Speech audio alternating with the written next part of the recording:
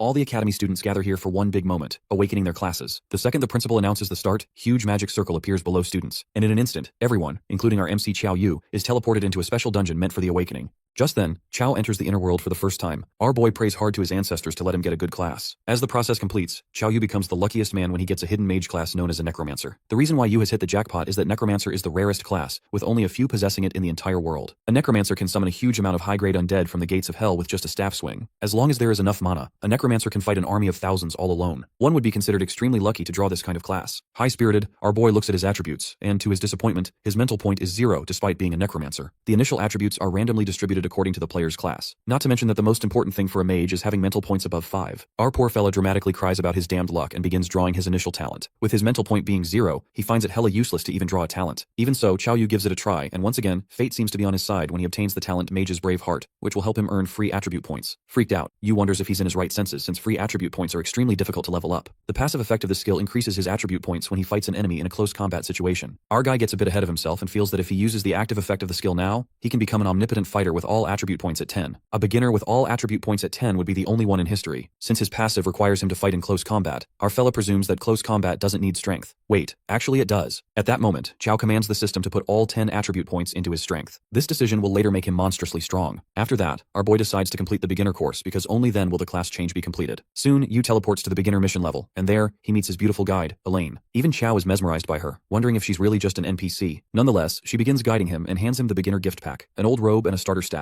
Overwhelmed, our boy also receives an F-class ability book, Skeleton Summoning Magic. Qiao wears the robe that feels like an ornament. Sand, speaking like a true magician, he declares that he can't use summoning magic with 0 mental points. But still, he can't help but swoon over the sturdy stick and imagines how great it would be to use it to hit someone with his 20 strength points. Just then, our fella asks Elaine what his beginner mission is. The guide elucidates that Qiao's mission is to escape the Misty Cavern. She politely reminds our boy not to kill the soldiers when escaping the cavern, but to escape using his fastest speed. Before Elaine can warn him about the consequences, she finds herself talking to herself since Qiao has already taken the leap as he steps inside the cavern. Our dude then recalls that the NPC said something at the end, but he ignored her. Feeling hella confident, he believes the mission is a walk in the park. Just as Qiao notices piles of bones everywhere, suddenly an undead monster bursts forth to stab him. Fearless, our boy spots the skeleton soldier, and with his stick, he beats the crap out of the undead. Qiao Yu finds it hard battling without magic, but he gets 1 free attribute point for killing a monster through close combat, and even gets an A-class passive ability. Through his ability, Great Power produces miracles. Each strength point the player has can be converted into 2 points of attack power. Simply put, strength decides power, while defense decides damage reduction. Utterly thrilled, Yu determines that if the enemy's defense is 0, 1 punch from him causes 40 points of damage. Suddenly, more skeleton soldiers burst out of the ground. Deciding not to escape, Yu kills those low-level monsters. With that, he levels up in a short span of time and is rewarded with 5 free attribute points. Plus his strength is already at 30 points. Our fella flatters himself, reminding himself that a normal beginner who can reach these points in one single attribute is considered a genius. But then a thought clouds his mind and he wonders if this Misty Cavern only has skeleton soldiers, as that would be too simple. Well, just as he suspected, the skeleton soldier leader pops out. Qiao learns that its strength is at 15, so if he strikes the monster only once, it will definitely be pierced. As our boy strikes the skeleton soldier, he misses the target. Qiao learns that this skeleton can use its shield to block and counterattack at the same time, not to mention it easily cracks the ground. Shortly, he seizes the opportunity as soon as he sees an opening and swings his weapon with brute force, hitting the monster's head. The impact sends a violent tremor through its skull. With that, our noob Necromancer kills the skeleton leader. He realizes that it was indeed a strong opponent and a difficult beginner's mission. At that moment, Qiao stumbles upon a soul core. He recalls that the headmaster said killing monsters has a small chance of dropping these, allowing players to obtain random rewards. He eagerly anticipates what it's going to be and gets D-class skeleton gloves, a one-time use item. While he feels bad that it's not a permanent item, Yu hears some noises and witnesses endless skeletons eager to get him. With his health points decreasing, he realizes that if he gets stabbed even once, he's done for. Qiao slashes the low-level skeletons and keeps gaining EXP points. The scene then takes us outside the school, where the students are discussing what classes they got. They are happy that they can finally bring honor to their ancestors. Nonetheless, almost all the students are done with their beginner-level mission. Given that the headmaster hasn't announced the results yet, they assume someone is still inside. One of them even jokes that if someone failed and died inside, he'd laugh his ass off. Among them, a student wonders if something happened to Qiao Yu since he isn't out yet. Inside the cavern, our boy believes he has killed all the skeleton soldiers when abruptly, someone warns Qiao that he has gone too far. Strangely, all the skulls whirl like a sandstorm, merging to form one giant skeleton king. Furious, Yu thinks that this mission wants the beginners to die by forcing them to fight a boss monster. The skeleton king fiercely attacks our hero, leaving him dumbstruck. Our guy stands alone against the skeleton king and dodges the deadly attack. To his luck, the agility of the monster is low, which is Yu's advantage despite the monster being powerful. Given that the monster has 60 defense, our Necromancer questions his abilities, wondering if he can pierce through its shell. Qiao attacks the skeleton and analyzes that it did have an effect. Although it was only 32 points of damage. This means if he attacks the undead king 10 more times, it'll die. Right at that moment, our boy bombards the monster with relentless strikes. Qiao understands that this monster isn't really that scary, and, with 200 health points left, he thinks it's time to end this. But before he can proceed, unexpectedly, the Skeleton King speaks up. The monster, being the guard of the Misty Cavern, expresses that he's never met a player like Qiao Yu who clears a mission like this. Enraged, the Skeleton King has grown weak since so many of its soldiers died at the hands of our hero. The real threat to the king is that Yu, being a beginner, is able to break through his defenses, so there's no way in hell he'll let our guy out alive. The fierce determination is evident when the skeleton increases both in power and speed, leaving Yu a bit surprised. He realizes that charging up front would be useless, so it's better to restrict its movement. In the meantime, as the skeleton becomes adamant about killing our boy, Qiao notices a dangling big boulder behind the monster that's about to fall. Hence, our fella distracts the monster, provoking it to attack him. Just as the skeleton dude leaps at him, Yu bounces and strikes the boulder using his stats. Unfortunately, his health is almost empty, plus the boulder is barely grazed. Things get intense when Qiao is caught in the moment, giving the Skeleton King chance to end him. Our boy scampers away while some of the rocks do manage to topple onto the skeleton monster, decreasing its health a bit. With his stamina being so low, Qiao decides to act in the heat of the moment before the monster gets up again. While planning to kill it in one hit, our hero uses the skeleton gloves to get a 100% crit rate for the next hit. With that one deadly hit, Qiao ends the Skeleton King for good and completes his beginner mission. Mage Qiao is rewarded with 30 free attribute points after killing the Misty Cavern's boss, also leveling up consecutively. With a great kill comes a great reward. Our fella is rewarded with a boss item, the Skeleton King's Ring, a C-grade item that enhances the first attack by 50%. Qiao seems happy since it's an item he can use repeatedly, even though it can't be compared with the skeleton gloves. He feels hella lucky and plans to sell the C-grade item for at least 10,000. Later, he ponders on his first kill achievement, realizing that no one has ever killed the Skeleton King before. But for now, he decides to check out of the portal. The moment Qiao steps out of the portal, his friend Yang Xiangdi aggressively hugs him. Yang lets out his concerns, as he thought Yu had died inside, mentioning that it has been 3 hours since the last person came out. Qiao then gets to know that Fat Yang Xiang has gotten the mage class, and finds it odd since they went to the same dungeon. Shortly, they're interrupted by a condescending dude, Ma Fei, who mocks Qiao for being the last one out. While everyone is obsessing over Ma Fei's perfection, he goes on to brag about the class he got. In the meantime, the headmaster announces that everyone has completed the inner world registration, and should form groups to participate in the beginner trial. Just then, everyone begins to introduce their class. When it comes to Ma Fei, the class president and a B-class sword cultivator, the others swoon over his talent, calling him the one chosen by the heavens. Even Headmaster Shuijin is impressed by Fei. The next one in line is our boy, Qiao Yu, with his class being Necromancer, but he refuses to disclose further details. The thing is, even our fella doesn't know what grade he's gotten. Upon hearing this, everyone freaks out as they realize that Necromancer is a hidden class, recalling a Necromancer who once wiped out an entire guild. But Ma Fei can't digest this since he's a cocky jackass. To convince himself, the sword cultivator thinks that Necromancers' bodies are weaker than normal humans. Since summoning time is extremely long, if there are no teammates protecting the Necromancer, classes like assassins and sword cultivators would be like bosses to them. But the other students seem very fond of our hero and think his silence is the demeanor of a genius, that despite getting a hidden class, he's so humble. They call our fella calm and collected, but inside his mind, Qiao feels overwhelmed because the truth is that he can't even cast a spell, let alone summon an undead. It's just that he's stronger than an average human. The headmaster Loki feels proud of Qiao Yu and can't wait for him to enter the top academy after the beginner trial ends. With that, the class ends after everyone is done introducing themselves, while Yang Xiang calls our hero a cow standing upside down, over the top cool. Meanwhile, Xiangdi brags about having 8 mental points and other attributes. Our fella gives an awkward smile since his 76 attribute points make him invincible compared to Yang. Later, Qiao arrives at his home. As he announces his arrival, he realizes the house is empty. His house was left by his parents, who went missing. All he has are memories of his parents when he was 6. During that time, they said they needed to make a trip to Jingdu. After they went missing, Qiao became an orphan. It has been 12 years, and our boy still wonders where they have been. He decides to get into the Academy of Jingdu to find the truth about behind his parents' mystery. The scene then switches to the next day at the Sioux City 4th Academy. The headmaster warns the students to exit the dungeon immediately if they feel they can't make it. It's better to fail the trial than to die inside. Headmaster Shuijin assures everyone that normally beginner dungeons are not dangerous, but there's the exception of an anomaly. He then mentions a major incident in a beginner dungeon that annihilated a whole class of 40 people, and, to make it more peculiar, no corpses were found. To this day, no one knows how terrifying that dungeon is. The only known info about the dungeon is its name, the Village of Nightmares. With that, the timer begins, and the students enter the dungeon for the trial. The people are creeped out by the eerie dungeon, but Ma Fei, acting high and mighty again, assures everyone of their safety. Ma Fei grabs attention and affirms that he'll lead everyone to success. Deep down, Fei's arrogant ass looks down on Qiao Yu. He's determined to prove that he's the most suitable leader, calling himself the strongest man in the class. Meanwhile, our boy finds this beginner's world strange, given that there are no system prompts. Abruptly, a weird creature pops out and remarks that it's such a pity these students are so young. Confused, the kids question the weird guy about what he means. That's when the man reveals that this is the Village of Nightmares, when shortly the system panels materialize in front of everyone. They are instructed to leave the dungeon alive and find the secret at the core of the village. Upon hearing the name of the village that killed 40 people, a wave of panic ripples through the students. They run away and refuse to complete the mission. Ma Fei, on the other hand, takes the spotlight again and assures them he'll lead them out. However, Qiao realizes it's not possible to pass easily since an E-level world requires an early stage level, and they are all just disciples between level 1 and 10. As mayhem breaks out, the students find themselves in another dilemma when they bounce back from a translucent wall. The creature of the village tells them to stop struggling because once they enter, they can never leave. This instills fear in everyone, and in a state of panic, they plead to be let out as they do not wish to die yet. At that moment, it occurs to Qiao Yu why that previous class was wiped out. He understands the mission objective is to find the secret at the core of the village. Our boy ponders that this uncle is mysterious, but he doesn't seem malevolent. He believes the man shouldn't be their enemy. enemy. The weirdo uncle tells everyone not to get too worried. Since they're here, they might as well get comfortable. Ma Fei, acting like he knows it all, asks the guy if he wants them to relax and face this confidently. But the uncle gives him a death glare and clarifies that since they're here, they must accept the fact that they'll all die. As silence creeps in, the old man stops toying with the young players and asserts that he's the head of the village, Wogan. Wogan bluntly states the two requirements for living in this village. First, they can reside in the empty houses, but they cannot touch the black stones on the doors under any circumstances. Secondly, they are warned to return before dusk, also to close all windows and doors. Curious, Chao asks the reason for these precautions, to which Wogan responds that he'll understand once night falls. Therefore, all of them decide to follow the village head's command and form groups. After they all find a house, Chao's group heads to the second floor for safety. Shortly, a girl named Zhao Ziyue comes to our boy. In a seductive manner, asks Chao to protect her since she's a healer who can benefit him. To call out this shameless act, Ziyue's friend, Zuo Yu, comes rushing over and gives her an earful while their classmates watch. It immediately turns into a fight when Zhao tells her friend it's none of her business. The response from Zuo Yu is rather humorous when she asks Ziyue if she thinks looking like a cow is something to be proud of, referring to her bosom. This triggers Ziyue and she fires back, saying anything's better than having nothing at all. In the next moment, one of the students, a boy in the class, is caught in a strange occurrence when he sees his granny's ghost outside the window. The boy is triggered emotionally when his granny asks him to open the window because she feels cold and scared. Being a total dumb fuck, the boy opens the window and Chao screams to let him know it's not his freaking granny. But it's too late. The ghost turns malicious and attacks him. Yang Sheng acts immediately, holding off the nightmare monster with his sand-binding magic. The students are shocked that even a normal monster is that cunning, and that the monsters in an S-ranked beginner's world are so perverted. Abruptly, the nightmare leaps at Yang, who freaks out and warns the monster not to eat such fatty meat or it will get high blood pressure. The mage, Zuo Yu, steps in to halt the monster. She asks Ziyue to heal her. Also, she instructs Chao to summon the undead. While Ziyue casts her healing magic, Zuo believes that as long as everyone works together, they'll be able to deal with the nightmare. But Zuo is delusional for relying on Chao to summon the undead, not knowing that he can't. Nonetheless, our guy still contributes as he intervenes with his staff, holding it the other way around. While his fat friend is confused, Chao breathtakingly hits the nightmare monster so hard it's killed in an instant. Eventually, the dead monster turns into a black stone and dissipates, showing a symbol similar to the stones on the doorframe. The students gasp in disbelief while Zuo Yu asks our boy if he noticed anything strange. Our boy says he didn't, but deep down, he's confused as to why he didn't get any stat points for the kill. The next day, the students praise Chao Yu and Zuo Yu for killing the monster. The teammates decide to stay close to Chao, given that he dealt with the monster in a split second. Upon hearing these heroic tales, Ma Fei has a hard time digesting them. He ponders that he would never let a girl like Zuo tank the damage. Ma Fei gets into action mode, draws his sword, and decides to defeat the nightmares with a single strike. Promptly, Chao and Yang walk out only to see the determined class monitor training early. While the two of them are being sarcastic, Fei snaps out of his dramatic thoughts. Ma Fei asks Zuo to stay in a house with him tonight, and assures her she won't take any damage. This sounds utterly absurd to Zuo Yu since her role is a tank. Ma Fei, being stupid, promises her he will face a nightmare on his own, trying to throw shade at Chao. While Zuo schools him for his stupid thinking, the village head, Wogan, arrives fiercely with his men and weapons. The village head commands his men to kill all the students, tie them to a pyre, and let the flames burn away their sins. Ma Fei intervenes and questions Wogan if there has been a misunderstanding. It is then the village head mentions the deed they did last night. Our boy notices the men of the village are the same in number as their class, plus their ages don't differ much either. On the contrary, Ma Fei supposes Woe is talking about them killing a nightmare, but the head corrects him, calling those ghosts the protector spirits of the village. The village head assumes the students broke the rules, and the protector spirits tried to punish them. He's afraid the villagers might suffer alongside them. Worried, Ma Fei asks if there's a way to save a spirit if they've accidentally killed one. Nodding, Wogan lets out there's a way and dares the person who angered the spirit the most to remain outside when night falls. That's when Chao Yu fearlessly agrees to stay outside until dusk, admitting he killed the spirit. Freaked out, the class monitor thinks Chao is trying to steal the limelight. He apologizes to Wogan for his slow-witted classmate, but our boy is serious and tells Fei he needs to verify something that might help them escape the village. Chao Yu is locked up and tied to the pyre while the class monitor asks him to elaborate on how this helps them leave. As Zuo Yu assumes he must have found the secret at the core of the village, our guy decides to wait until night. Later, night falls. Danger creeps in as a nightmare sneakily crawls towards our tied-up Chao. Chao Yu is ready to accept his fate as he's being attacked by the nightmare, when his mates show up in order to protect him. Young Shangdi uses sand binding to slow down the nightmare and signals Ma Fei to act, since he can only control that nightmare for a second. Ma Fei, being overconfident as usual, claims to handle it as a true swordsman. His cocky ass believes that one sword can conquer all enemies in the world, but seeing the monster move faster than he expected, he can't help but wonder if Chao really killed something like this while being just a mage. With that, he uses a technique called a defense-breaking strike, while the others rush to liberate Yu from the chains. They conclude only Fei can break these chains, but to their surprise, our boy gets rid of the chains pretty easily. Their attention is diverted back to Ma Fei, who's struggling to fight the enemy. That's when both the tank and the healer decide to help him. The class president, however, thinks he doesn't need any help, and is confident that he can fight alone. Yang warns him not to fight it one-on-one, suggesting that he tries hitting its head since he believes it's the weak point of a nightmare. Chao, on the other hand, informs Fei that's not the case, but he doesn't believe him and thinks he's doing that because he's scared he'll surpass him. He alerts Yu to watch his next strike carefully as it will be very handsome, but as he strikes the nightmare on the head, it doesn't get affected much. This makes the class president doubt if what his fellow told him was true or not. His mates don't think it's right since they remember how the nightmare was one shot when Yu attacked its head. Shangdi thinks it's an issue with the person as he remarks that Fei isn't as good as Yu. This triggers something inside the class prez, who sprints towards the nightmare while his friends are left warning him to come back. Ma Fei strikes it with a defense-breaking strike, which causes a lot of damage. As soon as he's about to land one last blow to it, Chao steps in to end it. The class prez makes a fuss over his limelight being stolen by our boy as his mates try to calm him down. Yu, on the other hand, is busy inspecting the dead monster when two more nightmares show up. He instructs everyone to go inside the house as there's no need for them to fight them anymore. It seems that Chao has come up with a way of passing. They enter inside and his fellow members are curious as to what's the way to pass. Yu lets them know that they'll get to know it tomorrow when the time comes. The next day we see the head of the nightmare village lashing out at the humans. He calls them despicable outsiders as he gave them the chance to redeem themselves, and yet they killed another protector spirit. He informs them that they all will die today no matter what. That's when Chao calls him out and asks him if they're really the villagers of Nightmare Village. Wogan thinks it's all rubbish since they've been living here for generations and believes our boy is trying to stall the time of his death. Yu decides to reveal the truth of the Nightmare Village now that it has come to this point and points out all the villagers. He tells them that every single one of them are not the original inhabitants of Nightmare Village, but rather all 40 of them are the class that was wiped out in the village previously. They were all trapped in this fantasy realm ever since they entered. Hence, they had no way of leaving the other world. This makes the villager's head burst into laugh. He's certain that Yu is lying and that he's just scared of death. Nonetheless, he tells him to bring him evidence. That's when Xiao pulls out the so-called Protector Stone. This angers Gan even more since the Protector Stones are high-level holy objects that protect you from being attacked at night. He gets scared that the Lord will lay down heavy punishment if anyone tampers with them. But Yu breaks it to him that this isn't any Protector Stone. The entire fantasy realm is made up of these black stones and the mysterious symbols in them. He concludes that as long as they shatter the black stone, cracks will appear in the fantasy realm. Just like that, with the stones being shattered, the fantasy realm is shattered too, and all the inhabitants now remember that they were humans. The mission is successful and everyone celebrates their little victory as they are transported out of the world. Qiao's friends are busy praising him when promptly they all receive a notification. It seems that they have a new mission in which they've to retrieve the Heart of Nightmares, and it has an E-rank difficulty. The students are confused, wondering if they still haven't passed the test. On the other hand, on the 4th college campus on Earth, the students return after passing the Nightmare Village except for Qiao and a few others. The principal is skeptical about it and is curious if they triggered a hidden mission. He considers the possibility of that being the case, and believes that they'll be able to pick any university in the country based on that achievement alone. However, beginning a hidden mission is usually extremely dangerous. The fact that it's the Nightmare Village's hidden mission to boot, with all of them being newbies, is concerning. Meanwhile, in the Nightmare Village, Qiao and the others debate on what to do. They assume that with them being only level 3, with how weak they are now, entering a hidden mission would be suicidal. Plus, they don't know anything about this Heart of Nightmares, hence they don't know where they would go to retrieve it. Zhu asks Yu if it might be possible that they only need to awaken the village heads who remained. Also, if there's really a need to break the black stones in the first place. Our boy gets nervous and that's when Yang interrupts them, claiming that he knows in the other world, a hidden mission is an opportunity they can only stumble upon but not look for. Hence, he guesses that Qiao must have known all along and wanted them to break the stones along with him. Xing can't help but admire his friend's effort while Ma Fei is also taken by surprise since he didn't think Qiao would be willing to share this opportunity with them. Nonetheless, he decides to complete the hidden mission before him no matter what. After a while, we see 4 nightmares charging at them at once, and that intimidates the kids. Zhu instructs Ziyue to prepare to heal her and Xiangdi to restrain it while she signals Fei to attack. Fei lands a strike but manages to do only 10 points of damage with one hit. The healer struggles to heal as she's running out of mana. It is then when Xiao makes an appearance and defeats 3 nightmares at once. As expected, it gives high rewards for defeating them. He receives a little fairy's necklace that increases skill damage by 5%, but decides on giving it to Yang since he can't unleash any skills yet. After taking a look at his stats, Yu realizes that he needs to kill one more nightmare and he'll be able to level up to level 6. Plus, he'll have a very high chance of having equipment appear for himself. They all intend to move forward, assuming that they can't go wrong killing nightmares in order to retrieve its heart. Just then, they slip into a hole and it seems that they're now underground. Qiao lands on Xiang's butt and gets up as soon as he realizes that. They all are confused as to why the smell is so strong here. That's when Ziyue calls them out. It turns out to be the smell of the Nightmare King's breath, a rare boss in a sleeping state. He's at least a level 10 monster and awakening him will incur its frenzied hunting. Our boy feels nervous as he witnesses the rare boss while Yang is in disbelief as he realizes that they have to take the heart of that very thing. Zhu suggests that they find a way to quit this mission, knowing that it will be able to turn her and her shield into meat paste. They all give up, but it seems that Yu has a plan to fight it. He has 100 strength points and 200 attack points. Along with a 50% damage increase from the Ring of the Skeleton King, he determines that his first hit will be able to take away 1/3 of the Nightmare King's HP. He plans on attacking its weak points 3 or 4 times and believes that it's not entirely impossible to kill it. Xiao grabs everyone's attention. Even though he knows that the Nightmare King's stats are high, he concludes that its obvious weakness is defense. He believes that by using their strength against its weaknesses, they might not have a 0 chance of winning. Zhu catches up to his plan, concluding that Yu wants them to draw the Nightmare King's attention. Our boy swears to kill it, even though he's well aware of the risks it comes with. Hence, they have to work together. Ma Fei warns Yu not to show off and recommends running away from it if they can't defeat it. After resting for a bit, Qiao makes the first move and leaps on the asleep Nightmare King. He's aware of the first hit being the most important and looks for the weakest spot on its body. Just then, he spots a point. Assuming that it's the weakest point, he swings his staff and lands a powerful blow to it. Everyone is left shaken as they witness the amount of damage a mage can do. That's when the nightmare wakes up. They all get ready according to the plan they made and face the fearsome monster head on. Qiao signals Ma Fei to attack the Nightmare King and draw its aggro. As he uses his defense-breaking technique, he barely manages to injure it. Nonetheless, Fei stays determined to continue attacking as long as he's doing damage. This angers the Nightmare King as he threatens the class prez that he will be the first one to die. Even then, Ma is confident about not being scared of death as he stands firm. As the Nightmare King is about to attack him, he calls out Yang and Zuo to use their powers. With the help of Yang's sandbinding and Zuo's shield of light, the attacks are weakened by 2 levels while Ziyue continues to heal Fei. Even with all that, Ma Fei is barely able to hang on as he signals Qiao to show up if he's ready. Qiao steps in, landing a powerful blow which lowers the Nightmare King's HP significantly. It seems that it is about to activate the realm of nightmares. It casts its secret spell which reduces the HP of the students, hence, they are unable to block it. Yu knows that he can't give the Nightmare King the chance to use it, because he realizes that Wogan and the rest were stuck here for that long because they got hit by this attack. With the Nightmare King's HP remaining at 128 out of 1,000, our boy decides to land one last hit in order to end this. He leaps towards it while Ziyue lets him know that he can't get hit since she can't heal him right now. Our boy lands a powerful attack on it, successfully killing the monster. The system congratulates him for being able to defeat the Nightmare King for the first time, also obtaining free stat points. The hidden mission is now cleared and Yu has leveled up as the system distributes the rewards according to the player rating. Ziyue has received a D rank rating. The D rank talent has been awarded to her. Zhu receives the same D rank talent. Ma Fei receives the D rank talent, separating the world with one strike. Meanwhile, Chao gets A rank rewards and a B rank skill book. Our boy thinks it's a bummer that he can't use this talent for now. He was expecting to hit a jackpot from the Nightmare King's soul. Just then, a B rank dragon piercing sword is dropped, which increases attack by 100 points, ignores 30% of an opponent's armor, and increases sword damage by 20%. However, Yu is disappointed as he sees the sword and wonders why only a B ranked sword was dropped. He flings the sword at Ma Fei and lets him know that it's all his. This catches Fei by utter shock, as he is curious as to why he's giving him a B rank sword just like that. Our boy reminds him that he's the only one using a sword right now. Fei contemplates if he even knows the value of B rank equipment, because if he were to sell this, he'd be able to get a house in the capital. Yu is busy inspecting the Nightmare King's soul in hopes of finding something good. He clarifies to him that he doesn't care about the sword. At last, he realizes that the monster dropped only one piece of equipment. Nonetheless, he decides to take a look at his stats page. His strength increased, but he finds 70 HP a little too low because if he were to get touched, he would die. Our boy now possesses the talent the Mage's Brave Heart. Now whenever he kills an enemy using melee attacks, he will gain free stat points as a reward. Although there's a restriction that before using the main effect, only one stat can be selected. With that, the players are transported back to the real world, where everyone is so glad to see them safe. The principal rushes towards them and asks them what happened since they've been gone for 2 days. After getting to know everything, Shui lets them know that they're really lucky since all the top universities will be fighting for them. The other classmates are also taken by surprise as they discover that geniuses from their class are now wanted by the top universities. One of them praises Chao, while Ma Fei is determined to defeat him the next time with the sword he gave him. He's confident that with such an OP piece of equipment, he'll definitely be able to beat him once. Just then, the manager comes running in, informing the headmaster about the arrival of people from Huaqing and Jingdu universities. Jinlong realizes that he hasn't even reported it yet. Yet strangely, the elite universities already have that information. He sees the hope of his career as a teacher having a happy ending before he retires. The principal greets teacher Peng and Pei from Jingdu and Huaqing respectively. Firstly, Peng Liangji introduces himself and proposes that their school is in desperate need of geniuses like them. Hence, he's willing to send over the acceptance letter tomorrow. Pei interrupts his proposal and emphasizes the fact that they're not even conducting a test. Peng thinks of it more like a trust thing and claims that he was only showing sincerity. He demands to start conducting the test if Pei is not ready to trust them. With that, Pei Xingguo of Huaqing University gives a proper introduction of himself. He assures the kids that the test is only to determine their role and ability to adapt to situations. To test if their various stats meet the criteria to enter the school, Chao, who can't use his skills, ponders that he must enter Jingdu University and follow the clues related to his parents. As the test begins, Ma Fei announces he will get tested first, being as confident as ever. Peng is impressed by the fact that Fei is at level 5 despite having only completed the beginner's training and having a B rank talent. He thinks he's the best fit for Jingdu University. Meanwhile, Pei, who's testing Fei, instructs him to hit him. Pei is the disciple of Gumnam, a level 25 teacher with his strength being 300 and his HP being 500. Fei charges at him using the world-separating strike and manages to break his defense. Even though Xingguo's strong suit isn't defense, a kid being able to break through his defense leaves him stunned. He praises Fei for the extremely rare technique he used and believes it can increase the attack power of the tip of his sword. Peng adds that even if his strength were concentrated in one area, his strength stat must be extremely high, at least 35 points. Judging by the speed of his attack, he thinks his agility is quite high too. The students, as they learn that, are mind blown by the fact that their fellow student is such a great swordsman. Both the teachers desperately want to recruit him as they offer Fei everything they can. Fei implies that he needs time to think about it, but he actually wants to see where Chao is going so he can follow him there in order to outclass him. Next up is Ziyue, who can heal the whole party despite only being level 4, which quite impresses Pei. Then we have Zuo, who has such a strong defense despite being level 4. A part of the attack inflicted on her shield will be reflected. The white-haired girl reveals that her D-rank talent, damage reflecting armor spikes, can reflect 20% of the damage she receives. With that, Xiang is up next, who declares himself to be a mage. The fact that a 300+ pound fatty is a mage shocks Pei. The test begins, and the teacher is baffled as to what the kid is doing since he hasn't felt a bit of magic at all. That's when the ground explodes, catching Pei off guard. It seems that this talent somehow can't be detected at all, but just explodes from under their feet. Even he, despite being level 25, lost 3 HP without noticing. The talents he witnessed utterly intrigued the teacher as he plans on getting someone to pay close attention to Shui Jinlong. At last, we have our boy, who claims to be a level 7 necromancer with his talent ranking being unknown. Peng is surprised as he witnesses a kid being 2 levels higher than all 4 he saw earlier. He wonders if his talent ranking is so low that he doesn't want to say it. Nonetheless, they decide on carrying out the test first to see what the results are. Pei is curious to see what kind of undead creatures Chao can summon. He knows that he can't afford to be injured by a student again and gets all cautious. Yu charges at him at full speed, and seeing him do that, the teacher is left confused as to what he's doing. At first he thinks he's using close-range explosive necromancy techniques, but seeing the position of his hand change into a fist, he realizes that he's going for a right hook. He chooses to let him hit him, and when Chao lands a blow on his face, Pei goes flying back and hits the ground. Everyone there is left speechless as they realize that Yu managed to knock out a level 25 teacher with one hit. Peng is in disbelief as he sees his fellow teacher being reduced to such a state by a level 7 necromancer. It's believed widely that necromancers are physically the weakest ones. Xingguo is taken aback as he wonders what kind of a monster he just witnessed. Even Peng is intimidated by the newbie as chaos erupts among the students. Chao wonders wonders if his test is over while Peng lets him know that he has passed the test, but since he hasn't demonstrated his undead magic, they can't give him a score. Yu thinks it's fine and reveals that he wants to major in physical fighting like what warriors do. He can't use his magic anyway, therefore getting into Jingdu University is more important for him. The teacher from Jingdu is in utter shock as he hears that since it's without precedent in the entire history of education, he takes a moment to call the principal and ask about it. Upon picking up the phone, Peng explains the whole situation to the principal about the terrifyingly talented necromancer he just met, and how he wants to join the physical fighting major meant for warriors. Gu elaborates it further. Meanwhile, Pei is desperately trying to call the principal of Huaking, who doesn't seem to pick up. The principal instructs Ping to do whatever it takes to recruit the kid. The next thing we see is Principal Ji Pingyang appearing through the screen as he greets Chao. He invites our boy and offers anything he wants, to which Yu announces that he will be joining Jingdu. At the same time, the principal of Huaking picks up the call, but it seems that he's too late. Pei doesn't give up and plans on fighting for the rest of the kids. But Ji invites the other kids to Jingdu as well, and that pisses him off really badly. He butts in and objects to the decision, while Peng feels proud of himself. That's when Yu asks Ji if he knows his father, Chao Anqing. Ji is taken aback after he hears that, wondering if our boy is the son of Chao Anqing and Bai Shixia. It hits him as he now realizes why he felt a sense of familiarity from him. Chao asks him if he knows where they are, but it seems that he doesn't know about their whereabouts even though they were both his students. What he can tell though is that they both were very talented individuals. It seems that the two of them disappeared without a trace for over 10 years and Ji fears they are already dead. He lets Yu know that he hasn't been able to get much information about them since they graduated, but he does remember that they would often talk about a private world. He thinks that our boy should go to his private world that might contain something his parents have left for him. Principal Ji claims he will send the acceptance letter to all of them once they've created it. He recommends the students should try and pass the worlds related to their roles before school starts. 1 week later, after passing the beginner's training, the 4th college separated its students into classes according to their roles in the other worlds. In the 4th college mages class, the students will be entering a world specially designed for mages. This world is usually a test of their mental ability, basically a logic or riddle-based world. San believes as long as they work together, the sum of their thinking will be more than its parts. He then continues to tell them about the criteria for passing. Meanwhile, we see Yang and Chao, who don't seem so sure about entering the specialized mages world. Yang is pretty confident about nothing going wrong. According to him, the more people that go, the more dangerous it is. He tries to reassure our boy and informs the lady No that they will be going to a specialized mages world. The system retrieves a world for 2 players and it turns out to be the Cave of 10,000 Poisons. Yu is about to enter when Shangdi reminds him that they have to listen to the instructions first. Turns out, our boy didn't know there was such a thing, which makes Yang wonder how he passed the Cave of Skeletons. He realizes that he killed all those skeletons back in the first mission and calls him a simpleton. It's then revealed that the Cave of 10,000 Poisons, an evil tribe in Qiandongyan. The people of that cave are known to be vicious, merciless, and they are so good at using poison worms that they can poison them without them even knowing, and the poisonous worms will reproduce in their body, eating their flesh, until the host dies. The mission objectives are to firstly find the evil tribe of legend and to destroy all the poisonous worms. Mission rewards, on the other hand, are to be decided based on the way the player completes the mission. A gentle reminder is given to them that the cave requires 5 players to start. Upon entering the world, our boy and Yang spot the other 3 players. One of them acts very rude at first, to which his sister, a girl named Fang Yuan, scolds him and tells him to be polite. She introduces herself as a fire mage. She then mentions her other brother, Long Chang. As a response, Yang also introduces himself and Chao Yu. They all come across a gate that is supposed to open after solving a riddle with the help of the 5 words written on a pillar. Long Chang chooses to break it down instead of following the instructions, but as he uses his magic, his attack does not affect the door at all. Fang guesses that the door is immune to magic and that spells can't damage it. Hence, she suggests that they take a look at those words. The 5-word riddle states that morality and integrity provide peace. It appears that Fang knows the answer to that. She announces the answer, but her words are cut off when Chao breaks open the door using his fist. Chang is in utter disbelief as he witnesses our boy one-shotting the door. At the same time, the system declares that the answer is correct and that the door has opened. Yu clarifies that he wanted to check if he could push open the door physically. However, he did not think it would be so weak. As they enter, they spot another door, and finding themselves surrounded by flowers, they find it kinda strange. Chao warns everyone to be cautious of them since they look unnatural, but it's too late because Shangdi is already affected by them. Turns out, it's not just him, but everyone is poisoned, and that's significantly affecting their HP. Our boy feels the need to get out of there quickly, because if this goes on, his HP won't even last half an hour. He rushes towards the door while Long makes a fuss about having to solve a riddle yet again. They're short on time and can't really solve these riddles. That's when Chao breaks open the door. Luckily, they all manage to escape the poisonous trap. The system congratulates the players for completing mission 1. Now they are left with finding the evil tribe of legend and the Cave of 10,000 Poisons. They're busy wandering around the place when a girl named Xiaodong shows up. She realizes that they've all been poisoned from the Bian flower. The little girl instructs them to follow her to the Cave of 10,000 Poisons to get treated. Xiao wonders where she came from, and Fang suggests that they should get treated first since they don't know what to do. Xiao announces her arrival along with the guests she brought. Her mother wonders who these people are, and Xiaodong explains to her that they're outsiders who have been poisoned. She requests her mother brew a pot of 5 poisoned soup for them. After a while, bowls of the soup are served, and seeing the look of it, they are all disgusted. Chang implies that Yang drink it first since he has a more robust physique, but he refuses to drink it. Our boy pours the whole bowl into his mouth and decides to get it over with because he has only half of his HP left. As he drinks it, he claims the soup tastes great, also reveals that his poison status has disappeared. He motivates his fellows to do the same and heal themselves up. Yu asks Xiao about the history of the Cave of of 10,000 poisons, but it seems that she doesn't know the origins of the tribe either. She reveals that their patriarch asked them to avoid the world and banned them from using their poison magic unnecessarily. Unexpectedly, Xiao's mother requests the kids leave quickly because they aren't very welcoming to outsiders. But the little girl doesn't listen to her mom and lets them know that they can stay for as long as they want. Xiao informs them that they'll be staying if it's not too much trouble because they just got poisoned and their bodies aren't in the best shape. But he's low-key curious about Xiao's parents' behavior. With that, Dong leaves with her parents to let them rest. She anticipates that there's a full moon today, muttering, "It's going to start soon." With that, Xiaodong leaves with her parents, excited to see the full moon. Later, in the middle of the forest, we see the tribesmen praying to the great insect swarm and offering human flesh as a sacrifice in order to be protected from the disease. That is when one of them drips blood on the stone. Suddenly, the swarm of insects comes flying towards those helpless humans, eating their flesh until what's left of them is only their bones. It appears that Qiao Yu and the others discreetly witness this horrific ritual, while our hero thinks that it's best they escape for now, since it'll be difficult to fight the poisonous insects on top of so many tribespeople. But the real trouble is that our boy doesn't have a single AoE track despite having high attack power. The moment of danger arrives when the matriarch of that tribe, who reeks of malice, somehow detects Qiao and his team. She orders her man Zhu Shi to play nice and keep them alive. On the other hand, Fang Yuan gets concerned about what they should do next, given that the tribespeople who are acting so pious have evil intentions towards them. Plus, if they get to know that they are here to exterminate the insects, best believe they will be served as food to these insects immediately. Suddenly they're disrupted by a noise, and the next thing they see is that they are surrounded by countless insects crawling up to them. The Fire Mage siblings use fiery enhancements to deal with the insects, while our boy goes for melee attacks to kill the insects. He's aware of the fact that he won't gain any stat points by killing these weak opponents. Yang Xiangdi combines his two talents together, ground explosion magic and sandbinding, to get rid of the insects so effectively that even Xiao is impressed by him. But using these talents in succession uses up almost all of his mana. In the meantime, the tribesman Zhu Shi sneaks up on them and gets furious at them for using their demonic magic to kill the insects of their cave of 10,000 poisons. She warns them that they'll become feed for the insect larvae and die with insects eating them alive. Nonetheless, Yang uses his ground explosion magic with the intention to harm Zhu Xie, but he remains rather unaffected and thinks how arrogant they are to use such petty tricks against him. It is then known to them that Zhu Xie is a normal NPC with outstanding stats. Unlike a wild monster boss, NPCs in the other world will have their personal stats hidden unless they take damage. Feng Shen concludes that this mission can't be accomplished by newbies. Meanwhile, Qiao Yu has some suspicions, wondering if this specialized world is different from others in some way. To test it out, our guy fearlessly dashes towards the big guy while Zhu Xie is provoked by Qiao for daring to come at him with his tender white fists, mentioning that his thigh is bigger than Qiao's arm. But all that talk goes in vain when Z is thrashed away by a single punch that shakes him up. Enraged, the big guy's ego is hurt to think a mere human could beat the shit out of him like this. He then increases his stats to make sure no one damages him. While it may appear our boy is in grave danger this time, in the next moment, Qiao Yu beats the pulp out of that poor tribesman so badly that even his teammates are scared of Yu's hidden strength. Qiao then questions Xi about who that matriarch is and the sacrifice that was conducted just now. The tribesman reveals that it was the insect sacrifice which is conducted by the matriarch every month. The cave of 10,000 poisons had signed a contract with the insect's queen mother, so they have to pay respect to them on the night of the full moon. Further, Zhu Shi unveils that the queen mother resides and reproduces in the ancient greenstone well. Listening to this, it becomes clear to Yang Xiangdi. The reason why Xiaodong cured their poison was only to offer them as sacrifices later. Nonetheless, our guy then asks Xi why Xiaodong called it the cave of 10,000 souls instead of poisons. Confused, this name doesn't ring any bells to Zhu Xi. He reveals that there's only one name with Dong in it, and that's the matriarch, Shundong. With that, Qiao finishes the interrogation and kills that NPC for good. Our fella is rewarded with stat points and even levels up. To his surprise, he gets an S rank item, Sage's Protection, for killing an NPC for the first time with melee attacks. Sage's Protection is a one-time use item that negates one fatal blow, and our fella couldn't be happier to get such a high-ranked OP item in the other world. Fengshen lets out his concerns that the tribespeople will eventually know that they've killed the NPC, while Long Cheng thinks they can't just rely on Qiao to take them all on. That's when our boy reminds them that their only mission is to exterminate the insects, so there's no need for them to fight the villagers head-on. Qiao believes that the best thing to do is to blow up the greenstone well where the insect's nest is, emphasizing that they must act before the matriarch realizes what's happened. They make their way to the well when they find the dead bodies of Xiaodong's parents, realizing that they are killing their own tribespeople. Our fella understands why these people were acting so strange and feels bad for them. Without wasting any time, they head towards the greenstone well to destroy it. All the mages use their talents to destroy the insect's nest and successfully blow the well underground, or so they thought, as Yang wonders why the panel hasn't materialized yet to notify them of the mission completion. In that moment, the matriarch, Shundong, makes an entry along with the backbone of the tribe, Kuang Meng. Given that these naughty rats are here, the matriarch assumes that Zhu Shi has died. Our boy exposes her, thinking if he should call her the matriarch of the cave of 10,000 poisons, or Xiaodong. Smirking, Xiao asks Qiao if he doesn't like her current form, and, using her shape-shifting ability, she turns into little Xiaodong. No wonder everyone got deceived so easily. Dong finds it a pity since she had a desire to continue her bloodline with Qiao Yu, but he's killed so many insects that if she doesn't sacrifice them, the queen mother will be very angry. Our fella then asks Dong why she killed her own tribespeople, to which she heartlessly responds that they were useless, disobedient pieces of trash. Upon hearing such nonsense, a surge of anger gushes through Qiao. Dong tells Big Bro Qiao not to be so mad since he'll see them anyway. That's when the matriarch sends the swarm of poisonous insects to attack Qiao, while the other team members assure him they'll be backing him up. Kuang Meng, Dong's bodyguard, launches an attack that hurts Long Cheng, and he warns them not to interrupt the matriarch, but to fight him instead. Meanwhile, our boy struggles with fighting against too many insects. If they keep fighting, it'll be a suicide mission. He decides to increase his agility and defense to make it through with ease, using the active talent of the brave heart, but remembering that he can still revive once using Sage's Protection. This means killing Zhendong, because if he succeeds, these insects won't be controlled. With that, Qiao Yu leaps forth and manages to create a hole in the matriarch's stomach. back. Dong is left wide-eyed and the panel shows up, revealing that she's a rare NPC. Chow wonders why Jun is a rare NPC even though her stats are lower than Ju Shi's, and gets convinced that she's mad. Dong's agility increases in no time, while Yu's attack doesn't do as much damage as she fervently stabs her fingers into his chest. Our fella is caught off guard as he didn't know agility could increase in a split second. While his HP decreases drastically, Dong wishes to skin him and keep him as a souvenir once he dies. At that moment, Yang Xiangdi witnesses his friend Chow's life in jeopardy and runs to help him. However, he's halted by Kwang Mong, who doesn't let anyone interrupt the matriarch's fight in any way. Kwang is sick of their useless tricks that don't work against him when, strangely, red sand whirls around him, scaring the hell out of him of that tough guy. It turns out to be Yang's ground explosion magic in his fat-burning state. Fat Xiangdi turns into a handsome boy after the fat-burning state, and without wasting any time, he dashes to save Qiao Yu. Even our fella is surprised to see Thin Yang and asks him what the hell happened to him. It is then that the mage reveals that the moment he got anxious, all the fat on his body burned away, and now he has almost 300 spirit. Qiao then tells Xiangdi to use his ground explosion magic to deal with him and Sun Dong together. Suddenly, our hero grips tightly onto the matriarch, while Yang opposes the idea since there's a high chance that Qiao is going to die in the process. However, the Necromancer assures his friend to do as he says. Gripped by fear, Shundong begs him to let her go as she doesn't want to die yet. But it gets too late when an explosion occurs and the atmosphere charges with suspense. Well, it turns out that Qiao activated the S-rank equipment, Sage's protection, and the intensity of the damage was negated. Thanks to Yu's courage in the face of death, he is rewarded with an A-rank passive talent, Strong Contract, in which every point of strength increases HP by 10 points, and vice versa. Our fella hits the jackpot with the items again, and gets convinced that this system doesn't really want him to die. Now, Qiao's HP increases to nearly 1800, which means he shouldn't worry about being killed in one hit by a boss now. In the meantime, Xiangdi is left in utter disbelief since his powerful attack didn't affect Qiao. Our Necromancer sarcastically asks Yang if he's sad that he's not dead, and wonders if Jundong dropped anything after he killed her. Baffled, Mage Yang realizes that the system didn't notify them that he'd killed her, which can only mean one thing, that the matriarch is still alive. Well, it turns out to be true when Jundong shows herself in her true insect form. Our guy believes that she's gotten stronger, and requests Xiangdi to cast ground explosion magic on her again. However, the mage's spirit is back at 48 points, which makes him unable to cast the magic. It appears that the increase in spirit due to fat burning was temporary. Suddenly, the system warns the players to leave this world immediately. It appears that the players have not defeated the Queen Mother of the Cave of Thousand Poisons. Our fellow recalls that Principal Jiping Yang especially told him to pass the custom world. He gets adamant to kill Zundong once and for all. Smirking, the vicious insect monster says confidently that these disgusting humans can't injure this body, threatening to skin them alive. Qiao, stout-hearted, bursts forth to attack while this bravery instills fear in Shundong, who thought he'd died. The fact that our guy is only level 8 and he can do more damage than her makes Dong question who's the boss here. She wonders how the hell a mage like him is so freaking strong. That's when it occurs to her that only Bai Zhe can create a monster like Qiao, since he created Dong after all. Meanwhile, our guy reveals his name. In that split second he slashes her. Upon hearing this, Dong's death flashes before her eyes while she ponders on Yu's surname that sounds familiar. That's how Qiao successfully defeats that insect through melee attacks and gets rewarded with stat points. The Cave of 10,000 Poisons anomaly gets resolved and the 5 players complete the specialized world for mages. The system then assesses the players' ranking. Our guy, who contributed the most, levels up to S rank. While Chang can't believe they passed, Qiao Yu is rewarded with 100 plus EXP, 10 free stat points, and the A-rank talent book, Door to Acre. All the other players are rewarded with free stat points and EXP. Our fella has now reached level 10, but only after entering the early stage can he say that he's an otherworldly player who can go solo. Soon after, he stumbles upon the Soul's Core. When opened, it gives out a B-rank Wild Spider's Breastplate that increases a player's HP by 800. Secondly, there's also a mysterious Rubik's Cube that activates as soon as it's bound to its host, who is Qiao. Our guy then obtains the ability to assess the abilities of humans within 10 levels of himself. There's also an unknown locked ability, and the Necromancer is astonished since he never thought the cube would bind to him. Shortly, the beautiful elf guide appears through the gate. As an extra reward, she increases all the players' spirit by 20%. While Shangdi's eyes light up after getting an amazing reward, it appears useless for Qiao since his spirit is already at 0. After that, Fang Yuan thanks our Necromancer for carrying them through the specialized world. It is then decided by Qiao Yu and Xiangdi that they've secured their spots in Jingdu University. The scene then takes us to the college canteen, where Ma Fei learns the shocking truth that our Necromancer has reached level 10, the same as him. While Zhu Yu and Ziwei have a hard time believing that Xiangdi has become more handsome than Fei, the class monitor can't seem to accept Qiao's success since a warrior's specialized world has many more monsters than a mage's. On the other hand, handsome Yang tries to get back his fatty body to feel safe the next time he enters the other world. Now, since they have all secured spots, the mage wonders if they are still sitting for the other world examination. It is revealed to us that in Kaiji, the most important day of the year is the day of examination, because it means selecting the next generation of talented individuals. The students who have secured spots at universities will still take part for a common goal, to be the top scorer. The most appealing part is that the person will not only become famous, but be rewarded with A-rank equipment. Ma Fei, sounding pretty determined, decides to take part in the exam because, according to his father, this time the top scorer will get an S-rank piece of equipment. After that, Qiao Yu seems to be walking in an alley. He's also pretty adamant on becoming a top scorer to get the S-rank item. In the meantime, our guy is being followed by 2 early-stage assassins. Promptly, they reveal themselves and corroborate if he's Qiao Yu. Our guy asks them what the matter is, to which the assassin mentions that our mage killed Shundong of the Cave of Thousand Poisons. At that moment, Qiao has his suspicions and recalls the word Bai Zhe Dong mentioned. He speculates that they're not a person but an organization. Although our guy feels like a simpleton for not questioning Dong about this back then, he cunningly bamboozles the assassins into believing that he's Ma Fei. The dumbass assassin falls for it since he believes that Qiao isn't strong enough to be a mage. The fellow assassin slaps his teammate for buying this bullshit. The two of them then leap towards our fella, who remains firm without even flinching. While they suspect that Qiao is lying since he's not even dodging, our guy knocks right at the level 16 assassin's gut so hard that even the wall bears a crack. Witnessing such strength and defense, the level 18 assassin is left slack-jawed and gets convinced that our guy isn't a mage. As Chow thinks it's time for round 2, that assassin justifies that they bear no ill will towards him, and they've mistaken him for someone else, calling him Ma Fei. The assassin reveals that he's just a cog in an organization ranked somewhere in the 7,000s in terms of strength. Chow is astonished to hear that a level 18 assassin is ranked that low. Anyways, he plans to let the assassins report back to the organization, or else the revenge will be harsher. Also, our guy does succeed in fooling them into believing that he's Ma Fei. It is then known to us that Bai Zhe is a legendary divine beast with a snow-white coat and a horned head. It's as strong as a lion and flames run along its 4 limbs. It has been worshipped as the divine beast of demons for a long time. Later, our guy tries to find some info regarding the organization Bai Zhe but fails to find anything about them. He's aware that his identity is going to be exposed sooner or later, so he can't stay in the house much longer. Therefore, to save himself, Chow gets more eager to take part in the examination, knowing that an organization like Bai Zhe wouldn't dare to act against an examinee. It would be a heinous crime. He thinks that he'll be safe once he gets into Jingdu University, since Principal Ji Pingyang, who's the best swordsman in the world, is there, known as the sword god Pingyang. Nonetheless, he comes across that mysterious Rubik's Cube again from the soul core he found in the Cave of Thousand Poisons. He wonders if this is the part that makes the specialized world different from a normal one. Questions flood his mind. He dwells on the possibility that they left this cube for him, and knew that he was going to pass that world. The scene flips to the roof of a building where a senior member questions the 2 assassins who went to find Xiao Yu, the person who killed Xun Dong. The level 18 assassin confesses that their info was wrong and that person was very strong. It turns out he was not a mage. Nonetheless, that woman calls them useless. She accentuates that they'll be focusing on organizing their actions in Sioux City. Several days later at the 4th college, our boy goes to speak with the principal and shows him the Rubik's Cube he found in a specialized world, which seems to have been sealed. He asks Headmaster Xue Jin if there's any way to open it. In case they don't have the password, Xue Jin supposes they can only use the key of all locks to open it. Baffled, Chow asks the headmaster where he could find that key. As a response, he learns that the seal on the cube is not that strong. Hence, the key will be able to remove the seal without damaging the content. Su Jin reveals that he can find that key in the E-rank world, Kingdom of Machines, but he warns you to be careful of the people there who might try to sabotage him. The scene takes us to the Kingdom of Machines, where Chow arrives and remembers what the principal told him. A huge war occurred between humans and machines because the latter gained sentience. The 2 ended up signing a peace treaty, and the area they lived in became known as the Kingdom of Machines. Our fella seems to have arrived in the human area known as the City of Machines. He first decides to meet up with landlord Hua Jun to get a hidden mission from him in order to get the key of all locks, as instructed by the principal. Just as Chow wonders how he'll find that guy, a crazy old scientist bumps into a muscular guy. It appears the hoodlum was looking for a fight and demands compensation from the scientist for injuring him, even though there's no injury to be seen. Things get intense when that big guy holds the old man upside down, trying to pull money out of him, because to them, this old fogey surely doesn't look broke. It is then that our boy enters the scene. He calls out the 2 gangsters for extorting the old man in broad daylight, calling himself an upstanding young man who can't bear to watch this. That bastard warns Chow to mind his own business, but our fella states that evil cannot escape the law. That's when our fella gets into action and teaches those hoodlums a lesson. Those guys even agree to make amends with him and the old man. After that, the old man thanks Chow and reveals that he doesn't have much money to pay him, but our fella requests him not to speak of him in the same breath as those gangsters. Our boy straightforwardly reveals that he's looking for the city's landlord to get the key. The old man agrees to help him in that matter, adding that it won't be easy to get equipment from the landlord. Chow assures the old man that he hasn't seen his power yet, admitting that he only used 1% of his power just now. Later, the big guy from earlier talks about Xiao Yu's strength, claiming that he's never met such a strong young man before. Meanwhile, in the Kingdom of Machines, Lady Mond commands her servant Blitz to bring Professor Hua Jun to her. Later, the old man arrives at the landlord's mansion along with Chow. In the next second, the old man escapes the scene and Chow bangs open the mansion's door to find the landlord by himself. What our boy witnesses next makes his jaw drop, as that old man turns out to be the landlord of the City of Machines, Hua Jun. Moreover, the 2 gangsters from earlier were his strongest bodyguards. Well, it appears the landlord put on a show to find someone stronger than his bodyguards, and that person is Chow Yu. Landlord Jun agrees to give our boy the key of all locks on the condition that he helps him with something. It is then that the hidden mission is issued. Hua Jun unravels that he'll hold an academic seminar tomorrow to publicize his research on machines and organic life. It is speculated that the robots in the kingdom want to steal his research and won't let this chance slip away. While Chow assumes that the landlord wants him to protect him, Hanagun wants Chow Yu to defeat the queen of the Kingdom of Machines and destroy her mechanical heart. Chow Yu takes this mission as a piece of cake, thinking they're just some robots. The scene then switches to the seminar hall where the professor gives a speech about organic life. He rhetorically questions if robots can truly grow, since they might be sentient, but they can't procreate. In the audience, our fella is bored as hell and doesn't understand a thing. Just as he impatiently waits for the robots to show up, suddenly, Blitz the robot pierces through the hall, making quite a statement. He asks Professor Jun to cast aside that pathetic human shell to embrace machinery instead. The security stands alert and the landlord's bodyguards warn Blitz to leave the place. However, the robot bursts forth at the speed of light and beats the crap out of one of them. That robot single-handedly beats the crap out of the security guards and calls them foolish. As the robot laughs hysterically, Chow couldn't help but admit that it's such a disrespectful sight. The landlord, knowing the robots are here for him, agrees to go with them this time, betting everything on Xiao Yu. Blitz flaunts his strongest physique and, shortly, Mond appears to take the professor with him. The queen of the kingdom ties the professor with chains, and Hua Jun asks the queen to tell his people to stop and he'll come with them. Meanwhile, Blitz asks Lady Mond to take the professor and leave first since he'll play with the humans a little longer. It is then that our fella shows up and asks Blitz if he's the one bragging about his strongest physique. The robot goes on and on about the power of mechanical transformation, offering Chow if he wants to join the glorious mechanic evolution. Our guy ignores that bullshit and goes to attack first. With a single punch, Chow creates a hole in Blitz's wholly mechanical body that leaves him in absolute shambles. A mere human was able to punch through his biochemical physique. Being sassy, our fella simply responds that he raised his hand and punched him. That's all. Blitz's cocky ass gets humbled real quick. He asks our boy how his mortal physique is as strong as a mechanical one. Chow plays around and reveals that he possesses the ancient holy physique of the human race. Our guy, who clearly has the upper hand, tramples over the robot and commands him to take him to the kingdom of machines. Qiao travels on Blitz like a rocket, while pondering that Lord Huajun got caught on purpose. It appears that he wanted Blitz to guide Qiao to the kingdom to destroy the mechanical heart. Meanwhile, the robot is confused that Qiao had such terrifying power but still let the professor be taken away. Nonetheless, Blitz wishes to report this urgently to Lady Monde. On the contrary, in the kingdom of machines, the professor is held captive. He takes a vows in front of the queen of the kingdom that he'll never betray the human race to join the robots. Monde asks the landlord not to be so stubborn and shows him the mechanical heart. It can be said that its biology is engineered. The queen emphasizes that this heart with biological functions combines the human spirit and the power of the machine. It's safe to say that it can no longer be called a robot. Lady Monde calls it ascension, stating that flesh is weak and the machine is elevated. Professor Huajun finds it ironic that a human like Monde works for robots like a dog. It's not an exaggeration to call her a traitor. Suddenly, that mechanical heart shows its evil, heartless side when the machine brutally consumes a number of humans, ripping them apart and consuming their flesh. At the same time, on the other side, Qiao Yu, after dealing with Blitz, hits the big time when he finds an army of robots and gains free stat points by defeating them. Eventually, our guy awe-strikingly rips apart all the robots that were meant to protect the queen. Inside the kingdom, Professor Jun finds it preposterous as he witnesses such a traumatizing occurrence and calls Monde a literal monster. The queen of the kingdom shamelessly admits that this mechanical heart, named Marta, was a failure. It is then that Monde unravels the unsettling truth, muttering that they accidentally created this life-devouring monster. At first, Marta used to eat 1 or 5 humans, but now even the queen doesn't know the limit. Now Monde wants the professor to solve this problem. The traitor bastard robot eases Professor Jun, saying that he can surely turn a blind eye to this. However, this will come at the price of the fresh humans who die every day in Marta's mouth. Deep down, the professor impatiently waits for Qiao Yu. Well, his prayers are heard when a robot frantically rushes in, reporting to Lady Monde that a human who possesses an ancient physique has infiltrated the kingdom, the one mentioned by Blitz earlier. Before they could process the situation, our fella barges into the kingdom like a monster. Qiao shows up and the landlord couldn't be more relieved to see him. Monde wonders if he's the human boy with the ancient holy physique that Blitz was referring to. He welcomes him to the kingdom of machines and admits that he did not expect Yu to defeat Blitz since he's one of the top warriors of his kingdom. Our boy asks him if he wants to avenge him, and that's when 2 low-level robots attack him. Qiao easily defeats them, and as Monde witnesses this, he realizes that what Blitz said was actually true. He plans on persuading him to join their side and undergo mechanical changes. Yu checks up on the old man and he shows him the mechanical heart, Marta. The landlord reveals that they're using humans to feed the machines. Our boy is determined to destroy the mechanical heart, even if he hadn't gotten his commission. Monde, on the other hand, is ready to win over the ancient holy physique at all costs. He proposes to Yu to abandon his weak body and join the glorious evolution. But seeing him not listening, he wonders what he's planning to do. Just then, Qiao leaps onto the mechanical heart and starts demolishing it. Monde warns him to stop and tries to butt in, but our boy lands a powerful blow to him. As a result, he's sent flying back and smashes into the wall. As he witnesses this amazing strength, Monde's decision to keep Yu in the kingdom of machines strengthens. Qiao continues to smash Marta, and at last, he manages to successfully destroy it. The system awards him with free stat points for defeating Marta via melee attacks. This makes Monde furious as he sprints towards Yu. Our boy, seeing the amount of blood, is curious as to how many humans he's fed this machine, and informs him that it's his turn next. Monde tries to convince him to give up and become a part of their kingdom. He brings up Her Majesty the Queen, and reveals that even if he destroyed Marta, the Queen won't blame him for it. Instead, she's going to give him a chance to redeem himself. He wants Qiao to follow him to meet Her Majesty the Queen and join them. Yu wonders if Monde himself isn't the leader of the kingdom. That's when the old man butts in, warning him not to be fooled. Our boy assures the landlord, while Monde is confident that he will change his mind once he meets the Queen. Qiao agrees to meet the Queen. He follows Monde, who secretly installs a mechanical bug on our hero, which infects humans and gradually transforms them into machines. Monde conspires to infect this ancient holy physique, Qiao, with the parasite in order to be rewarded by the Queen. His plans are ruined when Yu spots the bug and whacks it. He then punches Monde as he realizes that he was corrupt. Our boy is aware that his opponent is hard to deal with since Monde is a level 15 NPC. Monde wonders if he doesn't want to meet the Queen, while Qiao lets him know that he doesn't need him to lead the way. The wicked human warns Yu of the outcomes if he refuses and threatens to break his limbs to get him to Her Majesty the Queen if he has to. He uses the mechanical fist but takes a critical hit from Qiao, who wonders if he hasn't had enough yet. Monde is taken aback as his full-on attack was utterly useless against him. That's when Yu lands another powerful hit and headbutts him, leaving the guy unable to move. After being hit severely, Monde takes on his true mechanical form and decides to make him pay. He uses the mechanical Lord Fist and Qiao gets serious, utilizing an ordinary fist strike. This lands a critical hit on Monde. At last he's defeated by our boy. Yu is awarded 15 free stat points and is leveled up to an early stage mage. With that, our boy completes the hidden mission, also obtaining the key to all locks. He decides to finally meet the Queen of Machines and hopes that she's going to give him some high-quality equipment. After a while, we see Qiao struggling to enter the code as it is wrong every time he enters it. On the other hand, the Queen of Machines awaits him. She wonders why a human would come to her place if they've already completed the mission. Just then, the door of the room bursts open and Qiao appears from behind the now broken door. He spots a human girl and ponders if there are humans imprisoned here by Monde. Yu asks the girl her name while the Queen is taken aback as she finds this human different. The girl declares that she's the Queen of the Kingdom of Machines, which catches Qiao by surprise. It's revealed that the Queen of the Kingdom of Machines is at level 48 with her HP being 100,000. Qiao realizes how strong she is and apologizes to the Lady Queen, making an excuse that he's taken a wrong turn. Hence, he'll take his leave. As he turns around to leave, the Queen pulls him back with chains that trap our boy. She pulls Yu closer while he can't move at all, assuring him that she won't hurt him. With that, she barges into his memories and witnesses what the outside world actually looks like. She confirms that the world she is in isn't real, and that this is a virtual world, one of countless others. The Queen believes that as long as she remains in this room, she can escape the world's resetting. She doesn't remember how many times it has happened, but after countless resets, only Qiao appeared before her. Therefore, she decides not to let this chance go so easily. She releases approaches Yu, who ponders if she saw through his memories, to which she informs him that it was an exchange of her memories with his. Our boy now understands why she had such a high level and stats, even as a boss in a D-rank world. He asks her if she wants to leave, and that's when the queen reveals that she indeed does. Qiao tells her that she might as well kill him since he's a level 11 nobody. There's no way he can go against the rules of the world. The queen ensures that there's no need for him to go against the rules. With that, she pulls her heart out through her chest. Yu is baffled as to what she's doing, to which the queen implies that they can use the rules of the other world he spoke of. The kingdom's queen requests our boy take her heart with him, and as long as he carries it, it will grow into another version of her. She reveals that once it grows, she will have a clone that can experience the outside world. Qiao is curious if she isn't worried about him going back on his word, since he's aware that she can't control what he does outside of the other world. The queen refuses to worry, confessing that she didn't find a single instance of him breaking a promise in his memories. She adds that she wants to see for herself what the outside world is like. After giving him a moment, she asks Qiao if he has made his decision, and he gives in, admitting that he has no choice. She thanks him and gives him permission to leave. The system congratulates Yu on passing the world, the kingdom of machines. Our boy is awarded 50 plus EXP, a B-rank talent book, a C-rank mechanical tool, and lastly, knuckle dusters. The mechanical knuckle dusters increase the critical hit rate, which makes Yu delighted. With that, he decides to return to the principal and open that Rubik's Cube. He returns to the original world, but after finding no one in the principal's office, he uses the key to all locks to open the Rubik's Cube. The cube opens. To his surprise, it turns out to be an evolved weapon called the Green Dragon Crescent Blade that unlocks. Yu wonders if this is what they left for him, and is curious why it is a weapon with no attributes at all. Just then, Principal Shui bursts into the room, who catches Qiao off guard. Our boy informs him that he just opened the Rubik's Cube, but the principal hastily reminds him of the exam he's about to miss. Realization hits Yu, and cursing himself, he rushes over to the hall. Meanwhile, in the examination hall, students from the first college ask the examiner if they can start the exam. Shangdi interrupts them and informs them that they're still missing someone. The students from the first college assume that the fourth college students are all good for nothing. They believe it doesn't make a difference if they take the examination or not. It seems that the first college has always had the highest selection rate, hence the reason why they're bragging so much. They insult Shangdi and his fellows, saying that if that person hasn't shown up, it means he's too scared to come. Yang claims that his friend can take all of them down with a single punch. The blue-haired dude challenges him to come forward and prove it. He decides to teach him what it really means to take someone down with a single punch. Zhu wonders why Qiao isn't here yet, as the examination is going to start anytime now. Ma Fei declares that he's going to put an end to the first college's winning streak, admitting that his only true opponent is Yu. He's low-key concerned about his classmate not being here yet. Meanwhile, Qiao hurries to the examination hall as he's almost there. The examiner emphasizes starting the examination, whilst the teacher from the fourth college is worried that Yu won't make it in time. That's when our boy shows up and announces his presence. His friends are relieved to see him, while he confidently lets out that their father has returned. The guys from the first college wonder if they were waiting for a nobody like him and call it a waste of their time. As Zuo argues with them, they admit they're in a rush to put them in their place and get first place in the examination. Qiao ignores them and wonders which hole they crawled out of, to which Xiangdi clarifies the situation to him. That pisses off the blue-haired dude as he threatens them, but Yu doesn't stop and claims that first place belongs to him. The dude from the first college says something but is interrupted when a guy walks in and shuts him up. It seems that they're intimidated by that guy, who reminds them that first place is their only goal. Just then, the main examiner, Jin Tong, announces that it's time for the examination to begin. He makes it clear that this examination will use a points system. If they win, they'll get 2 points. If they lose, they'll lose 1 point. Consecutive wins will get them another point, but consecutive losses won't cost extra points. After the rounds, the 10 students with the most points will have a showdown to decide the first place winner. With that, Jin declares the beginning of the SU City examination. The parents there cheer for their kids to win, while in the mages arena, we see Qiao being up first. He's aware that this examination uses similar rules to a dueling ground, and the lowest their HP can go is 1, hence, they won't die. Which means that our boy doesn't need to hold himself back. The teachers of the first college ask Long Xiang, the winner of last year's examination, who he thinks will get first place this time. Shang is confident that person will naturally be from their first college. Round 1 in the 108 arena is between the blue-haired dude, also known as Long Meichin from the first college, versus Qiao Yu from the fourth college. Meidian finds it unexpected that they've met in the first round itself, and Yu jokes about his name having a certain ring to it. That triggers Long, who's ready to smash his face when the examiner asks them if they're ready. He asks both parties to introduce themselves, and they both wonder what kind of rule this is, as they just want to start fighting. Nonetheless, Meidian introduces himself as a student from the first college, level 9, an electric mage disciple. Yu introduces himself as a student from the fourth college, level 11, and an early stage necromancer. Hearing that, both Meidian and the examiner are caught by surprise. The examiner thinks our boy is the prime candidate for first place and gives them the signal to start. Long decides to ignore the fact that he's up against an early stage mage, determining his electric magic can counter the undead. He uses Thunder Barrier and Thunder Encircling to attack Qiao. As the audience witnesses the power of an electric mage, they're amazed since it's believed that only 1 in 10 have a chance of becoming one. Plus, they're known to be the strongest type of mage. However, they notice that Meidian is using his powers for defense, and electric mages are usually not good at defense. They wonder if Yu is really a match for him, seeing an electric mage do that. Long is ready to face the true power of a necromancer, but he's baffled as to why Qiao hasn't taken out his staff yet. The principal of the first college asks Shuijin Long if his student, the one Jingdu University offered a spot at that time, does not intend to act. He remarks that Yu is a bit overconfident, and even though he's of a higher level, electricity is more effective against the undead. He concludes that our boy might lose if he doesn't start summoning the undead, but Yu is confident and quotes that one does not simply predict the action of gods. He reminds himself that Qiao is an anomaly who sent a teacher from Jingdu flying with 1 punch. Shang also looks forward to seeing how Yu's necromancy matches up to an electric mage's power. Meanwhile, Meidian is confused why our boy hasn't started summoning the undead. He witnesses Qiao walking in through his thunder barrier, and that catches him by utter shock. Long is taken aback, and this makes him wonder what kind of monster he's dealing with. Yu continues to walk through the electric barrier, which continues to reduce his HP. Everyone there is surprised to catch sight of the scene since they were expecting expecting an exchange of spells between mages. Our boy pulls out the mechanical knuckle duster, thrilled to use his new toy on his opponent. With that, he lands a critical hit on the blue-haired guy that wildly reduces his HP. The effect of the punch makes Meteon go flying back and smash into the wall. An uproar is caused among the audience as they witness a necromancer being able to withstand an electric attack by himself. Meanwhile, the principal of the first college lashes out on Jue. He understands the fact that Chao endured the electric attack and is ready to ignore the fact that he pulled out a knuckle duster, but he can't digest that our boy did over 1,000 damage with a single punch. He's convinced that Yu is not a necromancer, but Jinlong clarifies to him that he's been training since he was young and is exceptional at what he does, hence he finds it completely reasonable. That doesn't satisfy the old man, but his student, Xiang, seems to be quite intrigued to think that a necromancer could do that. He's curious about how strong his necromancy would be if he's that powerful alone. On the other hand, one of the students of the first college informs a guy that Meiteon has been defeated. The mysterious fella seems to be expecting that. He decides to give a little trouble to Chao since the winner must belong to the first college. The people start gossiping about Yu, and he just thanks everyone for the support. Just then, the examiner shows up and asks our boy to take a walk with them. Chao wonders what's the matter when shortly it's revealed that his actions just now were so impressive that someone accused him of cheating, hence they need to conduct some tests. Our boy is in disbelief as he hears that he's going to be tested just because he performed too well. He questions which law allows that, and the examiner asks him if he can explain how he, a mage, could do that much critical hit damage. He reasons that he's naturally strong, but that doesn't convince the guy as he orders his men to take him away. The people wonder why the necromancer kid is being taken away while the old man from the first college mocks Shui, but Jinlong is satisfied because he knows what will happen. Meanwhile, Ma Fei couldn't help but consider the possibility that Chao was also cheating in the Nightmare Village. The students are confident that our guy had been cheating, and are looking forward to hearing the announcement about it after they conduct the tests. Shengdi warns them to wait and watch since they'll be crying when not only his friend comes back, but also snatching the title of the valedictorian. On the other hand, Chao is given a test to pass, and he confidently walks in, knowing that people only ever doubt a true genius. The examiner instructs Yu to firstly pass through the detection array. As he walks through it, no anomalies are detected, but Jin insists that he do it again. Again, nothing is detected, but the old man doesn't seem to be satisfied, as he orders his men to check if the detection gate is malfunctioning. It's revealed that the detection gate is working properly, and Jin finally starts to acknowledge the fact that our boy can actually deliver over 1,000 points of critical damage with his bare hands. He's shocked since the birth of the other world. There's never been such a mage. The other examiners contemplate if they should send Chao back to take the major exam. Tong suggests that they send him for a drug test first, now that the data check is clear. They need to check if he's taken any banned substances, and if the drug test is clean, he orders them to send him back for the major exam. The scene is then shifted to the examination hall, where the second round of the exam begins. Gusu assumes that our boy won't be back for a while. As soon as the time is up, he'll automatically be disqualified. The waiting contestant wonders why his opponent hasn't shown up yet and asks the examiner what would happen if he doesn't come. It's revealed that his opponent will be declared the loser and he'll win if Chao doesn't show up. The audience realizes that the missing contestant is the Necromancer kid, and that makes them wonder if he actually cheated. On the other hand, one of the supervisors follows Chao into the restroom and he's confused about why he's following him inside. The examiner informs him that according to the rules, he must supervise the entire sampling process. Yu warns the guy that he'll scare him, but the guy is pretty confident since they've all undergone professional training. After a while, we find the examiner completely traumatized while Chao tries to console him, saying that he warned him and that he shouldn't cry as he can't be blamed for this. The supervisor informs Jin that our boy's drug test came back clean. Given the results, the old man allows them to send him back to the major exam. Tong discovers that he's the son of Chaoan King and concludes that a mage with an attack power over 500 is guaranteed admission to Kyoto University. Conversely, Shangdi is worried because if Chao doesn't show up soon, he'll really be declared the loser. The guys from the first college see this as an opportunity to mock them and remark that Yu might have been expelled from the exam. Zhu remembers that the examiner told them that someone had reported Chao and asks them if it were them who reported him. The males act clueless and wonder if she has any evidence of the allegation she's putting on them. Plus, they state that even if it were them who reported him, they wonder what she can do about it. They don't stop there and continue to insult them when Yang shuts them up. He defends his friend, knowing that he'll be back soon. Ma Fei realizes that they're really scared of Chao stealing the first spot in the exam. His cocky ass announces that their plan will fail since even without our fella, the top spot in the exam will be his. At that moment, our main character makes an appearance, catching everyone by surprise, including Fei. The examiner is about to announce the winner when Chao shows up, and the battle begins. His appearance makes it clear that he didn't cheat, and the audience is impressed as they realize how strong he is. The fellas from the first college are speechless as they see him, while the contestant who has been waiting refuses to introduce himself because, since Chao has arrived, he pretty casually admits that he gives up. The guy confesses that he doesn't want to get hit with a punch dealing over 1,000 damage. Chao tries to convince him to get punched just once, but the guy leaves and the examiner announces that the 4th Academy's Yu wins 3 points. Our boy wins 2 consecutive matches and now has 5 points. The scene shifts to the Shadow Mage as his underlings inform him about our Necromancer's return. Gusu states that reporting him was just to annoy him a little since he did not cheat. His return was expected, but it seems that he has plenty of ways planned to make Yu fail during the major exam because they have to take the top spot in the exam no matter what. Just like that, a series of contestant fails against our hero, until the 8th round, when the guy from the first college points out Chao's consecutive 8 victories. That's when Gusu tells him to use their connections and make it so that the 2nd Academy's student Xiaorong will face Chao in the 9th round. The guy wonders if she'll do what they say, and the Shadow Mage lets him know that it's the major exam, hence it's not up to her, because as long as she wants to score well, she must give it her all. In the 9th round, student Xiaorong from the 2nd Academy is up against Yu. The men go crazy as they see the pretty student while Xiaorong makes a proper introduction. She declares to be from the 2nd Academy, a level 11 early stage ice mage. The principal of the 2nd Academy assumes that since Yu is up against Xiaorong, he's in trouble. Xu Jinlong informs him that they all really don't understand his student. As Chao introduces himself, he's surprised to see his opponent not giving up. He gets all thrilled to finally fight someone who won't give up, while the males from the audience threaten him that if he hurts Xiaorong and used the same trick from earlier, they'll not let it slide. Our boy assures them that he won't be using that trick against someone so pretty. With that, he pulls out a spear and leaps towards the purple-haired mage. The ice mage feels intimidated since she's never seen a mage like him. She uses Ice Wall Prison to keep distance from Xiao, and believes that her abilities should be able to trap him even if it's just for a moment. Yu jumps over the Ice Wall Prison, and Xiaorong sees this as an opportunity to stop his winning streaks. She draws Eternal Ice Wall, and our boy is stuck in it as he freezes. All the contestants who gave up fighting Xiao witness him losing and regret giving up. The principal of the first and second academy are certain that they've won as they mock Jin Long. Meanwhile, Xiaorong asks the examiner if she hasn't won already, and he reminds her that the rules say you lose if you concede or your HP falls to 1. But Xiao's HP is still dropping, hence he's not at the bottom yet. The Ice Mage tells our boy to give up since he's already lost, but he stays persistent in fighting. Xiaorong assumes that with his HP dropping, he will bottom out soon. But what she doesn't know is that Yu's HP won't bottom out as it's a lot. He tries to break through the Eternal Ice Wall, and the Ice Mage uses the Eternal Ice Wall again to freeze him back. She's taken aback to see this monstrous strength that was able to break through her ice wall. It seems that her mana is now gone, but Xiao's HP still hasn't bottomed out yet. At last, our guy breaks the Eternal Ice Wall completely, which leaves Xiaorong in utter disbelief. Our boy breaks through the ice wall like it was nothing, leaving Xiaorong wide-eyed. He asks the fellow Ice Sister if she wishes to give up, but her ego doesn't allow her to quit. With that, Xiao Yu ends the fight with one single blow and strikes Xiaorong with his spear, reducing her HP to 1. While the poor ice girl gets smashed away, the fans of the Ice Mage fly off the handle because Xiao resorted to violence against their goddess. But our fella simply reasons that he can't be blamed. It's the major exam after all. The winner is announced, and Principal Zuijin declares that no one can stop Yu in this exam. On the other hand, Xiaorong, appearing in bad shape, apologizes to her teacher for losing. But the teacher assures the Ice Mage she has enough points to enter the arena battles and blames Xiao Yu for not being a proper mage. She even claims that he's insulting the mage profession. This offends our boy because these people seem to have such strong biases against him. He questions his life decision to be a mage who focuses on physical training. On the contrary, Gusu's underlings report to him that Xiao has defeated teacher Xiaorong from the second academy. Enraged, Gusu thinks the second academy is useless and decides to step in himself. In the second academy rest area, Xiaorong's mentor asks her what it felt like facing Xiao in battle. Xiao admits that our mage was unreasonably strong. It is then that the mentor reveals that Xiaorong's opponent wasn't supposed to be Xiao Yu to begin with. The Ice Mage speculates that someone changed her opponent, and comes to the conclusion that, based on strength, they're targeting Xiao. In the next moment, Xiaorong tells everything to our boy, explaining how someone altered her match schedule to make him face her. The Ice Mage warns Yu that the person targeting him might come after him during the arena battles. Smirking, Xiao has already decided to send that guy flying with a single punch for resorting to such underhanded tactics. The scene then flips to the arena battles, where the top 10 contenders in Sioux City are shortlisted. While some believe that our Necromancer has a good chance of winning, some still call him a cheater. The first to fight is our very own Xiao Yu, who waits for his opponent, the sneaky little shadow dweller who's targeting him, to show up. That's when a giant guy jumps out to fight him, idiotically calling himself a genius and claiming he will be the top scorer. But that guy is none other than a simpleton who gets his ass beaten by Xiao and is knocked out with a single punch. Our Necromancer successfully defends his title. Witnessing his jaw-dropping strength, the people in the crowd officially become his fans and chant for him. As the crowd screams his name, our fella impatiently waits for that little schemer, who finally can't hold back anymore. Gusu appears from behind and calls Xiao a crowd pleaser. Without reluctance, the dude from the first academy offers Xiao 5 million to surrender. It appears that Gusu had done quite a bit of research on our guy, and knows that he's an orphan with no assets other than the house his parents left him. Abruptly, our fella dramatically loses his cool and questions if his lifelong dream of becoming a top scorer is worth only 5 million. While it may appear that Xiao might tear that dude apart any second, our sneaky bastard asks for more money. Gusu expected this and asks how much more money he wants. Xiao, without a flinch, demands 1 billion and admits that he wouldn't refuse 100 billion if offered. Given that our fella doesn't accept the offer of 5 million, Gusu warns him to face the consequences and not to blame him for hitting hard. Meanwhile, Xiao can sense ill will coming from the guy and suspects he's the one pulling the strings behind the scenes. Gusu then introduces himself as an early-stage shadow mage, and with that, their battle begins. The crowd is more hooked than ever as they witness an intriguing fight between a shadow mage and a necromancer, since both professions involve summoning entities. They sit on the edge of their seats, eagerly waiting for Xiao to summon the undead. The shadow mage summons his shadow servants, while our necromancer doesn't need any undead. He's enough on his own. Just like that, he pulls out his staff. He excitedly bursts forth to attack the shadow monsters, but they're hard to break through. Our guy wonders what the heck they are, and the shadow mage reveals that they're shadow minions made with bones of steel and iron. This is the very first feast the shadow mage had prepared for Xiao. But we can't really measure our necromancer's true strength, which is unmatched, and he confidently states that these iron minions aren't that much. Xiao can't wait to see if these things truly can't be broken. Seconds later, our fella swishes his staff and bang! The shadow minions are broken one by one. Witnessing this, Gusu is left thunderstruck by Xiao's melee ability, and Loki admits that this fella is a humanoid beast. As Xiao deals with all the shadow minions, the shadow mage activates Assimilation of Shadows. Our boy strikes with his spear, and as a result, both their arms take damage. The crowd realizes that if Xiao's strike weren't in the virtual world, it would have sent the shadow dude flying. Gusu admits that his opponent is indeed powerful and is the first to defeat his shadow minions, forcing him to use a sacrifice spell. Xiao's arm is also hurt, and he suspects that any attack on the shadow mage will affect him as well because of the spell. To keep himself safe, our boy plans not to directly attack the mage's body, but Gusu plays a dirty trick, knowing that if he gets injured, Xiao will be too. That's when the shadow mage stabs himself in the chest, and our guy spits out blood because the spell hurts him equally. The mage warns Xiao to admit defeat, and agrees to fulfill the conditions they promised if he concedes, but our guy refuses to back down, which amazes Gusu. The fact is that the heart has been pierced, yet Xiao stands firm. Given his opponent is too stubborn, the mage stabs himself once again in the guts. Our fella realizes that the scrapes and pain are both real. Plus, things are about to get a little more painful when Gusu unapologetically decides to stab his own groin, but Xiao couldn't bear to watch it. Hence, he stops him with his staff. The mage counterattacks immediately, wounding Yu's wrist. Our fella feels that having too much attack power isn't good either, and looks for restrictions on Gusu's skills. Xiao wonders if the black aura lingering around the mage is the key. Having seen through the skill skills, he assumes that Gu Su might die from a direct punch. Well, the Shadow Mage happily tells Yu to try it if he's not afraid to die. With that, our Necromancer strikes a punch that fails to penetrate a defense wall and confesses that he can see the secret spellcasting Gu is sneakily doing. To verify his guess, Chao challenges the Shadow Mage not to dodge and to try that rebound skill again. Gu Su scoffs at the word dodge and agrees to call Chao dad if he dodges. Our fella strikes another power-packed punch, which Gu immediately stops through defense. It turns out that the mage didn't dodge, and Yu finds that manly enough. But soon enough, it becomes evident who's the boss when Chao strikes another punch that manages to pierce through the mage's shadow guard. Normally, this skill can withstand a full-strength hit from a regular boss, but ironically, it can't withstand a punch from Chao Yu. This leaves the mage in utter astonishment that our guy is more terrifying than a regular boss. After that, our boy finally decides to bring this battle to an end. However, things escalate to an extreme level when the Shadow Mage spirals out of control, exposing his demonic abilities just to destroy Chao Yu. Gu Su is blinded by the greed to be the top scorer of Sioux City and is determined to end Chao. Our guy pulls an ambush attack, but it barely affects the monstrous mage, who has merged with 4 shadow minions and acquired their traits. The Shadow Mage, dashing crazily towards his opponent, tells Chao that he shows no honor in martial arts and is probably courting his own demise. With that, their punches collide and an immeasurable force bursts forth. Gu Su grapples our boy's foot, but Chao impeccably punches the daylights out of him, sending him drifting against the ground. The crowd is left utterly baffled, wondering if they came to watch a SmackDown show with all that grappling or a fight between 2 mages. Amongst the crowd, the assassins who tried to capture the real Chao Yu seem to be witnessing the gripping fight. They appear confused as to which one is their target. Nonetheless, the level 18 assassin is so impressed by the fight that he wishes for both of the mages to join Bai Zi. On the battlefield, the Shadow Mage asks Chao what magic he used. The fact that he's matching his strength is not acceptable to him. While our fella thinks it's a draw, Gu Su is on a time crunch since his devouring shadow is time-bound. This leaves him with no choice but to go all out and use sacrifice devouring shadows. However, this calls for immediate action as the principal commands the mage to halt at once. It seems to be too late as the Shadow Mage spirals out of control, fueled by the desire to be the top scorer. That fella burns in his own agony, wishing to be at the same strength as his brother. Scoffing, Chao gets it now and provokes the Shadow Mage, saying if there's something so precious it's worth risking his life for, he should charge. Consumed by rage, Gu Su strikes him, followed by a counterattack by Chao. Both of them seem unstoppable, and the principal can't seem to stop this battle since it seems inevitable that those two will clash. As urgent orders come in to stop them both, Gu Su wonders why Chao isn't defeated yet, and our hero wonders the same, admitting that Gu Su is the most resilient boss he's encountered. Chao deflects the attack and throws one final punch that breaks Gu's devouring shadow. It is then concluded by the principal that Chao Yu has a slight edge, announcing that our Necromancer is the top mage. Principal Jin shouts at Gu Su and calls him a reckless fool for seeking his own doom. Suddenly, in that split second, someone ambushes Chao and knocks him out. The next thing he knows, he opens his eyes in a confined place along with all the other students, including Xiaorong, Gu Su, and everyone else. Our fella comes to his senses and, witnessing that they have all been captured, he wonders if this is a deliberate abduction of skilled individuals. It is then that the head of the Baizhe organization comes forward. While Chao doesn't like the idea of an invitation, the girl clarifies that she means no harm. It was his skills that brought him here. She introduces herself as the head of Baizhe in Sioux City, Huazi. As the other students regain consciousness, our guy is surprised to think they have the audacity to abduct students during the major exam, which he finds brazen. Teacher Xiaorang warns Huazi of the repercussions and asks her to release them this instant. The head of Baizhe tells them to rest assured since they'll be freed once they arrive. However, she ghastly threatens the students, saying that if they attempt to flee, they will mournfully be sent to their demise. Zhu Yu then asks the head the reason for dragging them there. Huazi bluntly reveals that all the top colleges need fresh blood, and so does Baizhe. Sassy as ever, the head finds it too much of a hassle to recruit, so she thought it better to grab what's already made. One of the students raises his voice and opposes the idea, finding no reason to join this crap organization they haven't even heard of. However, uttering the truth calls for trouble as a cloaked woman tramples over him, making it clear they don't have a choice. If they refuse, the only way out is death. Huazi warns the students not to even think about escaping to the inner world, mentioning that the handcuffs they are wearing are custom made. The scene flashes back to earlier, where the supervisors of the major exam fight the intruders. Principal Jintong notices that the enemy is impersonating inspection staff, which leads him to suspect they have a mole on their side. But what's more important to him at the moment is rescuing the examinees. That's when someone from Baizhe enters the scene and calls out Jintong, who is also the chief examiner of Sioux City. Principal Jin, pointing an arrow at him, questions who he is and asks why they are targeting the examinees. The man from Baizhe exudes murderous intent as he violently attacks Jintong, who thinks it's a phantom. The poor old man goes flying and is forcefully smashed to the ground. In the present scene, Principal Jintong regains consciousness and learns that the villains have kidnapped the top 10 examinees, including Chao Yu and Gu Su. While Jin seems helpless, Headmaster Zhui Jin and the other principal arrive at the scene. Xu Jinlong believes that because the top 10 examinees are genuine talents, they are not in immediate danger. Given that the enemies were well trained and purposeful, the headmaster suspects this isn't something an ordinary organization could pull off. In the meantime, a member frantically rushes in and reports that students from 4 cities across the country have been kidnapped in the same manner. It's likely the same organization. Upon hearing this, Principal Tong demands an immediate investigation and that the safety of the 10 candidates be assured. Inside the vehicle where the candidates are being held, a physical cultivator gets too confident and attempts to break his handcuffs. However, he gets humbled after putting in every ounce of strength and failing to break them. At the same time, our guy effortlessly breaks his own handcuffs, calling this Bai Zi stuff pretty shoddy. The physical cultivator, jaw-dropped, questions his own existence and wonders who the real cultivator is. After that, our guy helps everyone chop off their handcuffs with his spear. Zhu Yu points out that there's one person left, Gu Su, who keeps his pride and refuses help from Chao. In the meantime, Chao Yu pierces through the vehicle from behind and escapes along with all the other members. That's when Lady Huazi commands her man to stop the car and immediately jumps out with her gun. She witnesses that Chao Yu and all the other candidates have broken free from the custom handcuffs. The head is left in disbelief since even a level 20 physical cultivator shouldn't be capable of breaking those. She questions Chao on how the hell hell he did that. Well, our guy wishes he could tell Huatzi so she could sleep peacefully at night, but sadly, it's time for their departure. That's how all 10 candidates teleport to the inner world, and the Bai Zai head can't do anything to stop them. By the time they come out of the inner world, Huatzi asserts that the people from Sioux City will have already arrived. With murderous intent, she vows to remember Qiao Yu. The scene then takes us to an inner world, and it appears that Qiao has been separated from the rest, meaning this dungeon is randomly teleporting them. Our guy is given a mission: head to Coffin Mountain to stop the resurrection of the drought demon. He walks behind corpse herders as a spirit and dwells on the possibility that if he destroys that NPC's bronze gong and shatters the soul-capturing bell, he might be able to move freely. Just as our guy loses his composure, his eyes meet with a young boy's. The boy freaks out and calls his master, claiming that the deity of joy has risen from the dead. The master scolds the boy for uttering nonsense in the middle of the night, and reminds the kid that when a corpse turns malevolent, it grows fur and its nails and teeth elongate. While the master believes his teachings have gone to the dogs, the boy insists the deity of joy had a big knife in his hand. The corpse herder doesn't buy it and states that the stiff body of the deity can't perform any actions. After that, Qiao assumes these corpse herders are NPCs and decides to follow them to get into the storyline quickly. With that, our boy's phantom moves along with them until they reach a temple. The old man heads out for a bit and warns the boy to keep an eye on the deity of joy. As the boy begs the deity not to rise from the dead, abruptly, the temple's door bangs open. Another old man barges in with a coffin and asks the boy about his relationship with the corpse herder, Gu Xiu Xuan. The young corpse herder confesses that Gu Xiu is his master and learns that this old man is a coffin bearer. The coffin bearer remarks that Gu Xiu's disciple has some discernment and discovers that Master Gu had stepped out for a bit. Just then, the coffin bearer diverts his attention to Qiao's spirit and notices that the body isn't decaying. The old man assumes the body must have passed away recently. Suddenly, the young corpse herder warns the coffin bearer not to disrespect the deity of joy. The moment he says this, Feng Li, the masculine boy with the coffin bearer, frantically throws away the coffin. He refuses to believe such a thing and says it's just a corpse. The young boy strictly warns them that it's a great disrespect to the deity. The old man examines Qiao Yu's corpse. Given how handsome our boy is, the coffin bearer plans to sell it to a wealthy family for a good price and asks Feng Li to take the body away. The boy, however, jumps to save the corpse and tries to knock some conscience into them for literally robbing a dead body. He clarifies that Master Gu Xiu won't let them get away with this. Feng Li, being more powerful, slaps the boy across the face. But the boy remains firm and declares he will fight Feng with his life if he dares to take one more step. That's when the big guy kicks the boy in the gut, smashing him away. He mocks the kid for having so little ability yet still acting tough. It is then that the story takes a surprising turn. Qiao Yu's corpse lets out a sigh, signaling that he has had enough. Our guy removes the tag on his head, freezing everyone in their tracks. The young boy, in a frenzy, states that the deity of joy has risen from the dead. Meanwhile, our boy switches to action mode and responds that he didn't intend to intervene. However, he can't let these bastards sell his body since he still needs to go to Coffin Mountain. With that, Qiao dashes towards the old man, who casts a spell, Falling Phoenix Demon Plague, to see if he's actually alive. While our guy hits the old man, he doesn't realize that Feng Li is racing towards him. At that moment, Feng forcefully hits Qiao with his morning stick, and strangely, that shakes our guy to the core. Baffled, Feng wonders if he's a corpse or a human, and Qiao seems to have the same question. In the meantime, the system materializes. Qiao's corpse state is activated, and he gains an extra 100 defense points. The realization then hits Qiao. He understands that's how he was being controlled by that soul-capturing bell. Moreover, this negative state doesn't affect Qiao at all since he has enough HP and mana. On the other hand, the coffin bearer commands Feng Li to hold off the corpse so he can use a suppression technique to subdue the monster. Feng strikes Qiao with the stick as their weapons clash. The big guy calls out to the old man because he can't hold Qiao off much longer. As Feng turns back, the old bastard, Pu Tianrui, runs away to save his own ass, betraying his partner. But without Qiao's permission, Pu can't escape. Qiao launches his spear, cutting the old man in half. After defeating the NPC, our boy also deals with Feng in hand-to-hand combat and finds a spirit-suppressing coffin. Qiao decides to open the coffin, and to his surprise, he witnesses Zhu Yu lying in there. Zhao Yu wakes up immediately and gets mad at Qiao for recognizing her in the worst way possible. Later, Zhu can't understand why she was sleeping in the coffin, but our guy unravels the mystery, predicting that the 10 of them who entered the dungeon turned into corpses, becoming part of the mission. Meanwhile, the young corpse herder is left slack-jawed when he finds another deity of joy rising from the dead. He asks Qiao what he can do, and our necromancer instructs the boy to take them to Coffin Mountain. Just then, Master Gu Xiu arrives, and the young herder informs him that he captured this deity of joy all by himself. The master is amazed by his capability and shrugs it off since they have other important matters. Moments later, at Coffin Mountain in Shaoxing village, a priest is praying and orders Gu Xiu to go inside. The master commands his young disciple to take care of these deities of joy. As soon as he begins swinging the bell, Qiao Yu witnesses his other friends' corpses, and they're all glad to see him. The bell awakens all the members while the poor boy is totally freaked out, witnessing numerous deities rising and becoming convinced he's gone crazy. The talismans gather and prepare for the deities of joy. It appears it's the 5th time they're calling spirits, and the senior brother instructs them not to make any mistakes. They're all prepared to venture into the emperor's tomb. After night falls, they march toward the tomb. While everything does seem spooky, Master Gu Xiu informs the senior talisman that they have brought the deities of joy and asks permission to leave. However, the senior talisman asks Gu where he's planning to go, which catches him by surprise. Well, there turns out to be a preposterous plot twist. The old man kneels to the ground in order to call the supreme ruler, the spirit of the heavenly emperor. That bastard talisman uses the yin corpses, which are Qiao and the others, as a medium and human blood as a sacrifice. Perplexed, Master Gu asks the senior if he's trying to sacrifice them. The others realize there's no time to talk, and they need to escape this instant. The betrayal by their fellow senior was totally unexpected, but that freaking asshole stoops even lower when he summons evil corpses to make their escape impossible. The corpse herders fight among themselves, and Zhu Yu asks Qiao what they're supposed to do. According to the mission, Yu states that they need to prevent the drought demon from awakening, and speculates that the drought demon could be the heavenly emperor the senior spoke of. Abruptly, they're attacked by the evil corpses, and our fella defeats one of them in close combat. As the 10 of them get involved in the fight with evil corpses, the senior brother is about to begin the sacrifice with 9 yin corpses that have also entered the tomb. tomb. However, he witnesses the yin corpses fighting the evil monsters and realizes they're freaking alive. The old man watches his plan get ruined before his eyes. In order to execute his sinister stratagem, he paints something with a brushstroke. While Chao's sluggish movements make it hard to fight the evil corpses due to his cursed corpse state, the senior brother strokes the brush 3 times. The first stroke shakes the world, the second, created by the founder to summon the great god and mobilize the army, and the third stroke to avoid the evil spirits so that the corpses do not even dare to look or intervene. That stroke of magic halts the yin corpses in their tracks, and the old man finds them to be perfect nourishment for his master. Tension hangs heavy, and Chao senses that if this continues, that old man might bring the drought demon to life. As the dust settles, Master Gushu turns out to be alive, which our boy immediately notices. Xiao reveals they're here to stop the drought demon from being revived, and asks Gu if he has a way to lift the restrictions on them. That's when Gu unravels that when the drought demon shows up, it burns everything within 1,000 miles. Not to mention that the drought demon is one of the 4 great corpse ancestors, which means if he emerges, not only will they all die, but the entire world's populace will find no peace. The master urges that the most important thing is to stop the drought demon's resurrection. Gushu immediately removes the forbidden curse with talisman magic by drawing his own blood. With the help of this magic, the corpse controlling method will be ineffective on Chao and the others for a short time. Our guy assures the master that as long as he's here, he won't let the drought demon leave the tomb. Gushu then commands all other brothers to cast the talisman magic, release, on all the members. The evil senior brother prepares to resurrect the master, but our fella intervenes in his malicious scheme and punches the old dude so hard that he goes flying. The senior mage crashes right onto the coffin, but the worst is yet to come. His blood spills on it. It turns out that the old man himself becomes the sacrifice, washing the coffin with the descendant's bloodline, hence invoking the heavenly emperor. And then the inevitable happens, what everyone was terrified of. The drought demon bursts out of the coffin, and the players fail in their first mission. The drought demon resurrects, and the player's task is modified. Kill the epic boss who has crazy stats and is not easy to defeat. One of the players screams out of fear, catching the demon's attention. The demon chases after the boy, who screams insanely, until he spots Chao Yu standing in the distance. That fella cunningly runs in that direction to divert the demon's attention toward our hero, thinking it's better Chao than him. Our dude gets pissed off and calls him a bastard. Shortly after, the drought demon comes at him, and Chao Yu throws a slamming punch that holds back the monster for a while. But soon after, the demon breathes out a peculiar green gas. As our boy is seconds away from being swept up in the breeze, Zhu Yu warns him to watch out because it's corpse poison. Sharong casts her eternal ice wall to freeze the epic boss, and Ziwei immediately casts her healing spell on Chao after he leaps back. In the meantime, the demon breaks through the ice wall. The physical cultivator steps in to fight the epic boss, but after he lands an attack with his shadow magic, it barely does any damage. Enraged, the drought demon roars, inflicting corpse ancestors' pressure on the players. To make matters worse, all the players' attributes are halved under the crushing pressure. Chao is mad that his HP is also halved, and the cultivator dude notes that he can't deal much damage with his current attributes. While this mission calls for tactical collaboration, our dude simply smacks the demon like it's a punching bag. The cultivator is left slack-jawed and asks Chao if he really is a necromancer and not a pro street fighter. It's utterly astonishing that the damage our boy dealt with halved attributes is more than 10 times the physical cultivator's strongest attack. The demon lands a blow on Chao, who drifts back with brute force but takes 0 damage. Yang Xiangdi asserts that apart from Chao Yu, no one else can break the drought demon's defense. That's when our guy maliciously glances at Gusu. He dashes towards Gusu and sends him flying like a football towards the monster. The shadow mage immediately forms a defense. Our hero didn't expect these shadow minions to be so useful here, but even the shadow mage couldn't hold on for long, taking relentless hits from the demon. During this time, Chao waits for Xiaoring and Xiangdi to go next. Seconds later, Xiao accumulates ice fury, and Yang casts sand-binding magic to restrain the drought demon for a while. Our guy is impressed by Gusu's resilience and how he's been taking hits silently. Promptly, Xiangdi's mana gets depleted due to the halved attributes, leaving everything to Brother Yu. Our fella gets into action for another smackdown show. Chao lands a powerful blow to the resurrected demon and another, until he's down to one last blow. The master tries to stop Yu from killing the drought demon himself, and volunteers to do it instead, but it's already too late. Our boy has already landed the final blow and the boss drought demon is defeated. He gets a reward of 20 attribute points for clearing the Coffin Mountain dungeon successfully. Chao's rating is now A level, and he's rewarded with 50 plus EXP and 5 free attribute points. The old man rushes towards Yu and informs him that the person who kills the drought demon will be cursed. Our boy is confused as to what he's talking about when the curse lifts from the demon's corpse and enters his body. The system reveals that Chao will die in 30 days, and he asks the master if there's a way to lift the curse. The master refuses, asserting that according to historical records, no one has survived the drought demon's curse. Xiangdi and others hurry towards our necromancer, who hopes that Kyoto University should be able to solve a level 20 boss's curse. His thoughts are interrupted when Yang tells him to watch out for the soul core that is being taken away by Gusu. The shadow mage takes possession of the corpse's ancestor's ring, which can steal 50% of opponent's agility for 10 seconds. It's an A-level gear, and now Gusu has it, to which Xiangdi objects since he didn't help at all during the boss fight. The greedy mage tries to get away with it and is teleporting to the other world when Yang takes hold of him using his power, Yellow Spring Swamp. Gusu has an impression that Chao and the rest of them can't beat him since they've been battling the demon for so long. Nonetheless, he uses his new gear to mercilessly steal Yu's agility. However, his agility turns out to be only 4.5 and the purple-haired guy doesn't seem to be expecting that. As he's taken aback, our main character sees this as an opportunity to hit him and lands a punch on his face. Gusu is baffled as to how he's still able to fight and wonders how much HP he has left. The shadow mage plans on running away now that he is losing and he's about to do that. Xiaorong halts him using her powers. Xiao lets the guy know that he's made a lot of enemies and leaps at him. Gusu uses sacrifice shadow and snare, and despite that, the ancestor's ring is taken away from him and he just leaves after threatening our boy. Chao observes the ring and is delighted as he discovers that this is a god-tier control skill. He thanks the ice stage mage while she warns him to beware of Gusu as he holds grudges. With that, they're all teleported out of the dungeon and make it back to the real world where the principals and the examiners await them.